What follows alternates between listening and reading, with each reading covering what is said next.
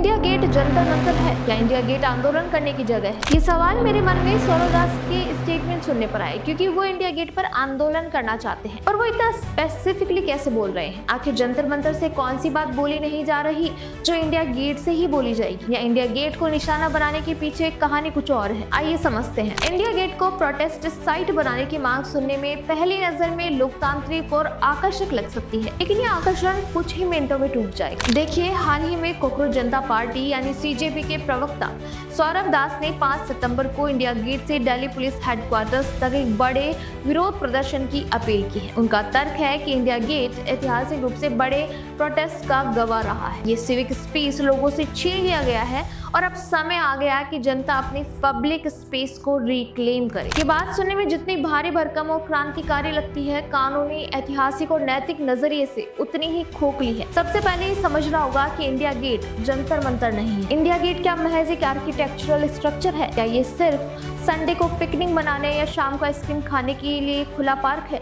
बिल्कुल नहीं। India gate एक नेशनल वॉर मेमोरियल है। ये प्रथम विश्व युद्ध और तीसरे एंग्लो अफगान युद्ध में सर्वोच्च बलिदान देने वाले 84,000 से अधिक भारतीय सैनिकों की शहादत का प्रतीक है, जिनके नाम इस स्मारक की दीवारों पर उकेरे गए हैं। इसके नीचे दशकों तक अमर जवान ज्योति जलती रही, जो 1971 के युद्ध के बलिदानियों की स्मृति का केंद्र है। आज उसी परिसर के ठीक पीछे एक भव्य नेशनल वॉर मेमोरियल खड़ा है, जहां आजादी के बाद से देश की रक्षा में प्राण न्योछावर करने वाले 26,000 से अधिक जांबाजों के नाम स्वर्ण अक्षरों में दर्ज है। समय के साथ ये पूरा इलाका केवल एक टूरिस्ट स्पॉट नहीं रहा, बल्कि एक भारत की संप्रभुता, नेशनल कलेक्टिव मेमोरी और शहीदों के प्रति हमारी अगाध श्रद्धा का सबसे पवित्र केंद्र बन चुका है। जब आप इसे एक साधारण सिविक स्पेस या खुला मैदान बताकर वहां धरने प्रदर्शनों का आह्वान करते हैं, तो आप अनजाने में या जानबूझकर उस जगह के मूल और गंभीर चरित्र को कम आंक रहे होते हैं। लोकतंत्र में विरोध दर्ज कराने का अधिकार तो संविधान ने सबको दिया है, लेकिन संविधान निर्माताओं ने भी कभी नहीं कहा कि अधिकार अनरिस्ट्रिक्टेड है, मतलब कि इस पर रीजनेबल रिस्ट्रिक्शंस यानी उचित सीमाएं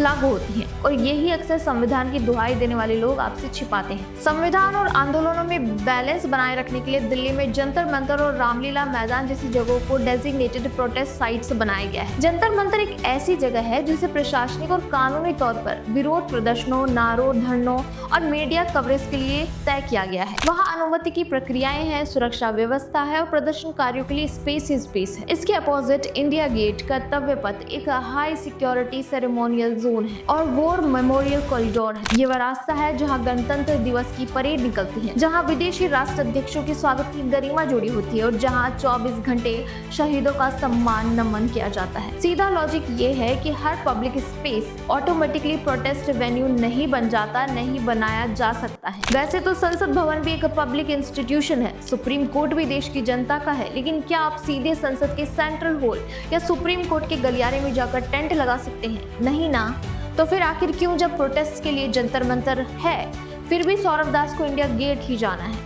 ये ऐसा क्वेश्चन है जो आपको बार बार पूछना चाहिए। क्यों आखिर वो एक वॉर मेमोरियल को आंदोलन की जगह बना देना चाहते हैं, जहां से वो नारे लगे जो इन्होंने जंतर मंतर से लगवाए थे? ठीक वैसे ही जैसे 2012 के निर्भया आंदोलन के दौरान आयशा के गुंडे इंडिया गेट पर जुटे थे। आयशा के गुंडे इसीलिए कहा क्योंकि सौरभ दास और अभिजीत दिप्के के लिए पुलिस भी पुलिस के गुंडे है और हर विरोधी बीजेपी RSS के गुंडे हैं। यही उनकी भाषा है। 2012 का निर्भया आंदोलन का फायदा आयशा ने अपने फायदे के लिए किया था और इंडिया गेट और अमर जवान ज्योति के आसपास लाखों की भीड़ बेकाबू हुई तो कानून व्यवस्था की जो स्थिति बनी, पुलिस के साथ जो टकराव हुए, उसने साबित कर दिया कि ये मामला बड़े अनियंत्रित जनसमूह के धरने के लिए सुरक्षित नहीं है। एक और कड़वा उदाहरण आपको बताऊं तो अगस्त 2012 का मुंबई आजाद मैदान दंगा याद कीजिए। वहां प्रदर्शनकारियों की भीड़ में से कट्टरपंथियों ने पास में मौजूद अमर जवान ज्योति स्मारक पर लात मारी और उसे क्षतिग्रस्त किया।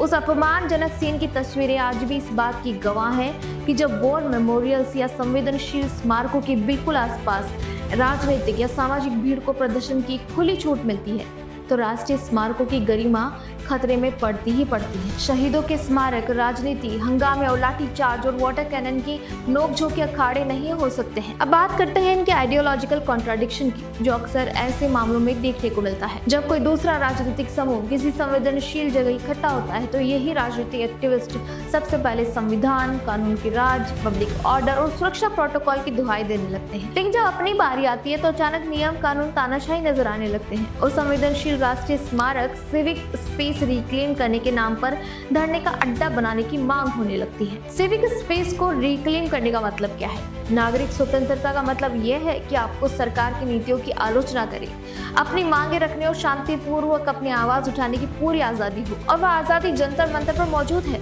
अगर आपकी मांग में दम है, आपके मुद्दों में सच्चाई है, तो आप जंतर मंतर या रामलीला मैदान में बैठकर भी देश और सरकार को झकझोर सकते हैं। लेकिन अगर कोई ये जिद करे कि नहीं, हम तो इंडिया गेट पर ही बैठेंगे, हम तो वॉर मेमोरियल के सामने ही मार्च निकालेंगे, तो ये सवाल उठना लाजमी है कि क्या मुद्दा सिर्फ अपनी बात रखने का है या फिर राष्ट्रीय स्मारकों की संवेदनशीलता का इस्तेमाल करके ज्यादा से ज्यादा सनसनी और राजनीतिक माइलेज बटोरने का। इसीलिए सौरभ दास और कोकरोच जनता पार्टी से सवाल करना चाहिए कि आखिर वे इंडिया गेट को प्रदर्शन का स्थल क्यों बनाना चाहते हैं।